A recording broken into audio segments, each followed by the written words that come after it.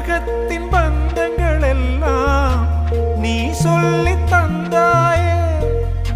பிறப்புக்கும் இறப்புக்கும் இடையில் வழி நடத்தி சென்றாயே. உனக்கே ஓர் தொட்டில் கட்டி நானே தாயாய் மாறிட வேண்டும். ஆராரிராரோ நான் இங்கே பாட, தாயே நீ கண்ணுறங்கு என்னோட மடி சாய்ந்து.